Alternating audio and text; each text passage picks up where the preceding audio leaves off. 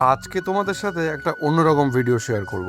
ভিডিওটা কোন টপিকের ওপরে এবং কেমন হতে চলেছে সেটা তোমরা ভিডিওর সাথে থাকলেই দেখতে পাবে। আমরা এখানে চিকেন নিয়েছিলাম 6 কেজি। আজকের এটা কিন্তু কোনো রান্নার ভিডিও নয়, তোমরা অবশ্যই ভিডিওটা কিন্তু শেষ পর্যন্ত দেখো।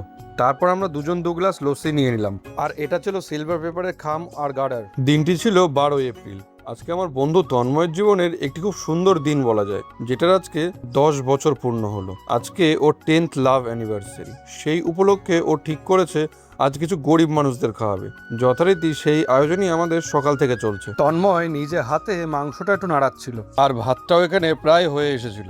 এখানে আমাদের মাংস রান্না কমপ্লিট, আর আমরা মাংসগুলো এই খামে ভরে নিচ্ছিলাম। মোট 20টা মতো প্যাকেটে আমরা চিকেনটা পার্সেল করেছিলাম। তারপরে এই কন্টেনারে রাইস ভরে নেওয়া হচ্ছিল। তারপর আমরা সবকিছু গুছিয়ে নিয়ে বেরিয়ে পড়লাম আজকে সেই মানুষগুলোর উদ্দেশ্যে খাবার নিয়ে যাওয়ার জন্য, যারা দিনের পর দিন না খেয়ে থাকে। বনগা যাওয়ার পথে আমরা প্রথম খাবার দিয়েছিলাম বোচাখালীর একজনকে। চৈত্র সেলের কারণে বনগা ব্রিজের ওপরে তোমরা ভিড়টা শুধু একবার দেখো।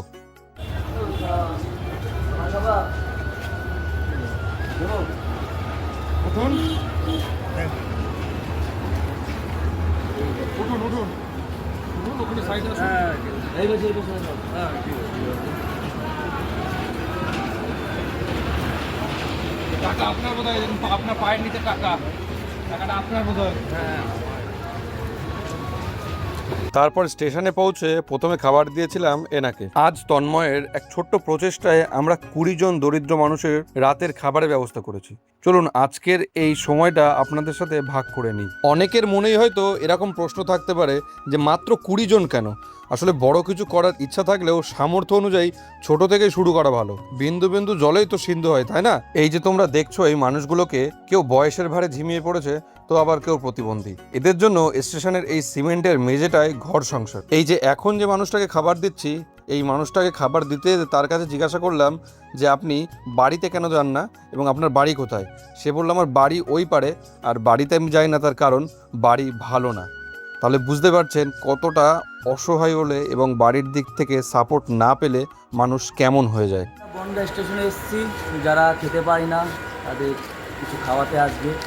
যেটুকুন পেয়েছি সেটুকুন নিয়ে এসেছি, পরবর্তীকালে চেষ্টা করব বেশি আনার জন্য। তোমরা ভিডিওটা যে যেখান থেকে দেখছো অবশ্যই শেয়ার করো, লাইক করো, সাপোর্ট করো। আমরা এই কাজে নেমেছি এবং আশা করি তোমরা যদি সাপোর্ট করো ভবিষ্যতে আরও এগোতে পারবো। তো ঠিক আছে, এই পর্যন্তই। আমরা বনগাঁ স্টেশন থেকে খাবার দিয়েই ফিরছি। আমার সাথে তন্ময় রয়েছে, তন্ময় একটা ভাই রয়েছে, আমার পিছনে একটা ভাই রয়েছে, গৌরব রয়েছে। তো আজকের ভিডিও তোমাদের কেমন লাগলো সেটা তো কমেন্টে জানাবেই। আর তোমরা তুই কিছু বলবি?